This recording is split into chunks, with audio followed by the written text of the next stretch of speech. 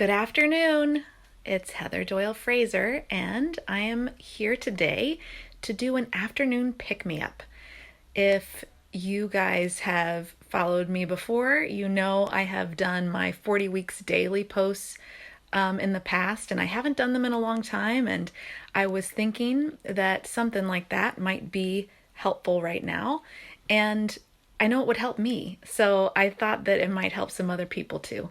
And so, as I was thinking about coming online and talking to all of you, I was like, you know what? The afternoon is a good time to do this because in the morning I feel pretty energized, I'm feeling good, and sometimes in the afternoon you start to feel a little bit down or up and down or in and out or any of those things. So, I just thought I would come on. Anyway, I was talking to my husband Chris this morning about this, and I opened my book, 40 Weeks, randomly. I didn't pick a day or anything, and this is what came up. I see you sitting there, believing in something outside of you. Shift to the song within. That melody is richer and has more meaning than anything you could find outside of yourself. And to me, I thought that was a really good one because when we're feeling a little bit in chaos,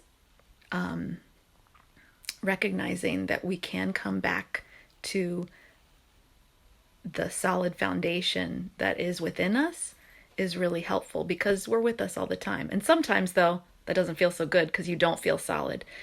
So I was thinking maybe I could talk a little bit about something that I do, which is create these daily rituals that help to kind of set this sort of foundation and net for you and for me. And I've really been doubling down on that because if you know that something works for you, then do more of it, right? So, oh, hi, Kendra. Thanks. And I see Paul is watching. Hello. So, daily rituals. Some things that I do. Read my book, 40 Weeks. Do some gratitude practice, which sometimes is hard to do when you're not feeling great. But if you can look for just one little thing even around you, like your coffee in the morning. I love to have a cup of coffee, and that is something that's really grounding for me. But writing down 3 things that I'm grateful for, and being able then to hold the things that feel really difficult and the things that I'm grateful for together is a practice that is helpful to me, knowing yes, during these crazy times, I also have these things here that support me too. So gratitude practice, moving my body, getting out for a walk, and doing some meditation. And that doesn't have to be a long time. That could be just some in and out deep breathing for a couple minutes, which I've been doing quite a bit. And even reminding myself when I breathe in, I am here now. I am here now. I am here now. I am here now. And that really reminds me what's happening right here for me. And that's helpful. So those are a couple things that I've been doing recently. I have also, of course, people know that I'm a musician, so music is really important to me. Singing, dancing around the kitchen. My husband turned on some Jackson 5 the other night, and we were dancing while we were making some dinner, and that felt really good.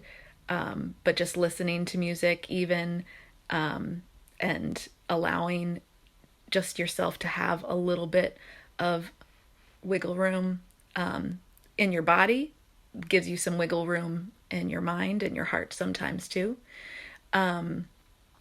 So I thought, this is my first one, but I'm going to come on daily if I can. That's my intention. And to just kind of hold you guys here with me in my little net of compassion and love and kindness. And hopefully that will feel good. And just one other point in terms of compassion. I know people talk about compassion all the time. My husband and I wrote this book, Freedom, that published in the summer, and it's all about compassion and how you can use mindful compassion to help in a chaotic world. We wrote it for teens, but really it's for everybody. And I just wanted to read a little piece out of our book right now, Why Compassion? See, why compassion? When we talk about compassion, we have a very specific and clear definition. Compassion is a sensitivity to suffering in oneself and others with a commitment to try to alleviate and prevent it. So that's what I'm doing. I am here to do that, to try to like look at this suffering, but also to try to do something to help. Bringing compassion into your life, self-compassion, and showing compassion to others takes courage and wisdom. We have to be willing to turn towards our own suffering and the suffering of others, even when we feel like we want to run away from it or avoid it at all costs. And sometimes we really do, right? Definitely. In turning towards the suffering, we are able to see our common humanity. At certain times in our lives, all of us struggle and suffer. It's not a constant, but it is a part of this journey of life that we all travel. So I am coming here to you to hold you in my heart and to give you some helpful tips, maybe talk about some other books. Here's another thing that I do daily that helps me a ton is reading. I mean, books are definitely my thing too.